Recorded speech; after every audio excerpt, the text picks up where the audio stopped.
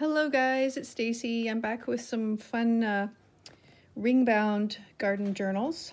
These are vintage covers, and here's what they're like encyclopedias. I have a huge stash of them, and I'm trying to put a dent in my stuff. You're going to hear me say that a lot. So anyway, I've made these. I've made two ring-bound journals, junk journals. They have lots of goodies in them, and the listing for these, they come also with, I'm just throwing in one of these art journals. So it's filled with, you know, a mix of mixed media paper, craft paper, an envelope, let's see what else, watercolor paper maybe, paper bag, even like some tracing paper. So I just, and they have, each one of these had a little flaw here from probably like a sticker of some sort, but the covers are in great shape. So each one of these junk journals will come with a companion art journal for you to play with, and lots of plain stuff, paper in here to play around with. And I've just bound it with my cinch, and I've used these brass. So you could, you know, do a lot with these.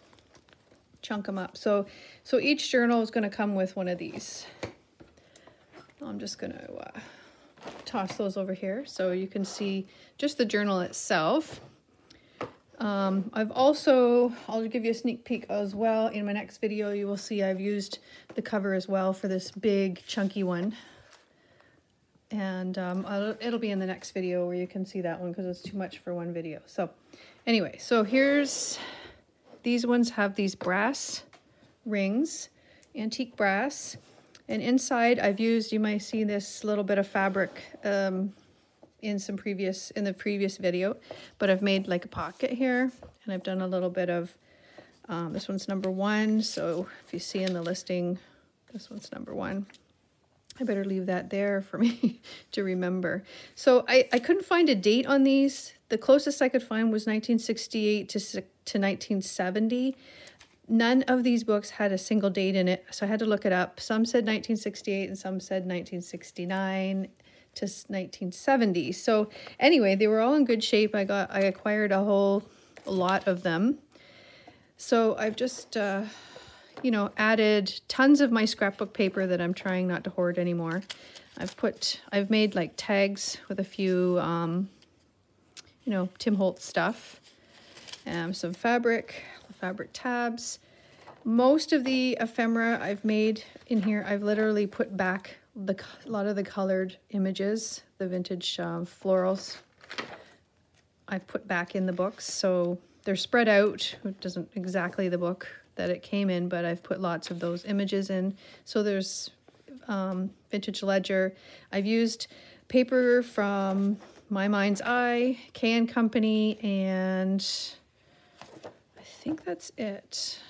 My Mind's Eye, K & Company. Yeah, I think that's it. So yeah, so I've used like some of the images that were in these books. I didn't use any digitals in these. What I'm trying to do is use up my stash, so you won't find any digitals in here. It's all the original stuff. So this one here, I just made like a little postcard tab. I've used paper bag, pages, Edith Holden pages, scrapbook paper. This, I believe, is My Mind's Eye. And here's some of the tags I've made. These are images from these books, and I've just done collaging, and some of the background, you know, is also from these books as well. I really love that on both of these I did a pocket here, and the way I punched it, it said Joy. I thought that was cute. The inside paper was that. I'm not going to fuss too much. I want to get through them. So there's coffee dyed paper. There's some tags and tuck spots. This is gorgeous paper. This is a vintage airmail envelope. And like this here, this is not a photo, but I used some of the images on there, and I just backed it on coffee dyed paper just to make it look like an old photo. Did some pockets, more Edith Holden. I did some paper bag pockets. So I've added like lots of goodies back in here with images. Here's some vellum envelopes I had in my stash. There's some vintage Rolodex pieces. And these are extra. This is a vintage Rolodex card. And then I've added some of these little pieces from these books that you can use for collaging. I call them books, but I guess they're encyclopedias. And this one here is also from a tag I made from Images. And yeah, so I just cut and clipped out some pieces here and there and just attached. And I've got these old key tags here with trims. And these are postcards I've got. These are the New York Botanical Gardens collection that I have. So I've got lots of little fabric. Here's another vellum envelope and some vintage ledger. Scrapbook paper, more of those botanical postcards. So I've kind of just paired the pages up so that it brings out colors. I mean, the good thing about the ring bound journals is you can change them up and move your pages around, take out things, add things, because these rings are, you know, almost an extra large size, so you could add more, definitely add more goodies to the journal. I love this image. So yeah, and we have some Tim Holtz paper. That was the other one that I forgot to say. Tim Holtz paper. I am trying to get through my Tim Holtz paper because I don't think I will ever buy it again because I have so much of it, so. And I don't use it enough, so. Here's another pocket here. I've stitched around that just to make a little card. Vintage ledger again, scrapbook paper. This isn't vintage ledger, but it's just, it's newer ledger. Trying to go quick, of course. And then I made a bunch of these jumbo tags, and I put one in each of these books. And then the chunky book, you'll see more of them in there. But I just trying to use up my Tim Holtz layering pieces, that chipboard stuff, and then I had some K & Company pieces and then extra fabric. And this background again is from these encyclopedias. So we've got lots of pockets. It's not too vintagey. It's got a little bit of bright colors to it. I have to add a little bit of bright color. You know, you've got some beautiful florals and that you want to add some color to. Each one of these or both of the junk journals, I mean, have a collection of washi tapes that I've added in on rings. Just have some botanical style butterflies and stuff. And then this is just a regular paper bag I've stitched. You can use this as a pocket, and then of course you've got a big pocket at the top. So they both have the same. Yeah, and then the back is, these are in pretty good shape. This one has just a little bit of a scratch there, but this one doesn't have any other flaws in that. But I love making these. These were really fun. Okay, and then here's in number 2. So you'll see it's very similar. You'll see some of the thing very similar of scrapbook papers, but the images, of course, are different. There's a tag. And I've used a lot of the same fabrics. Again, here's vellum envelopes. This one has a little bit of flip.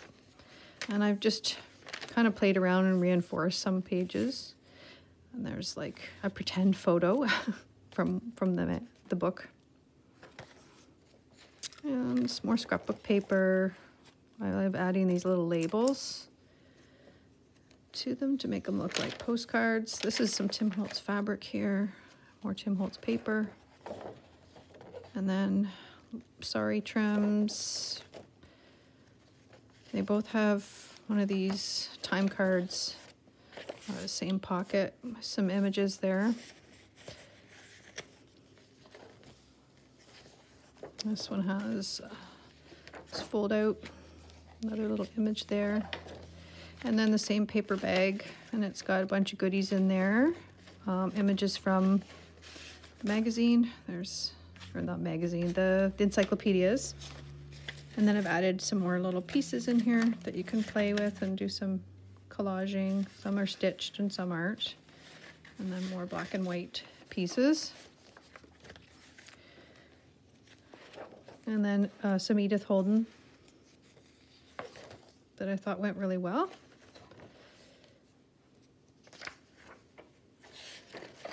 This was a piece from the encyclopedias. It was blank. I just added an extra piece in there. Vintage ledger.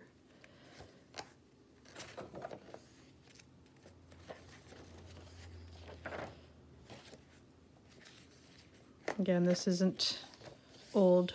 It's ledger paper there. More paper bag. More images, tabs. The other pocket up here.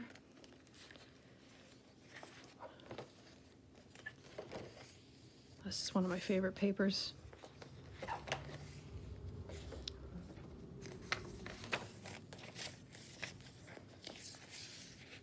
And some of these I didn't like, because if you undo that, you can still write and then fold it up. More postcards.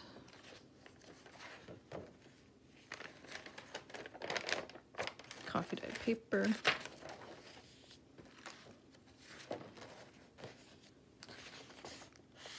Probably noticed that the cutoffs from the one I use in here and vice versa. I didn't want to waste anything. And here's the big jumbo tag for this one with the Tim Holtz pieces and then the background from these pages, these books. More Tim Holtz paper. This one here, I just used a Tim Holtz vellum, just made a little flip there. And then again, the washi tape collection is the exact same in both, and then a paper bag. The paper bag pocket in there. So yeah, so these rings still give you, you know, lots of room here to grow. They're not so overly chunky that you can still add quite a bit to these. And like I said, each one of these, I'm putting in one of these art journals. And the art journals, both art journals are set up the same. They've got the same amount of pages and craft paper and mixed media paper, coffee dyed paper, and watercolor paper, I believe. Yep, and then they each have a nice big envelope here. You can cut that if you want, or cut the top. I just left it for now, so you could do as you wish. All right, and I will be back after this to show you the big chunky one that I used this cover, and then yeah, so if you're interested in one of these, the listing to my shop is below. And once again, thanks so much for stopping by, and I appreciate you all very much. Thank you.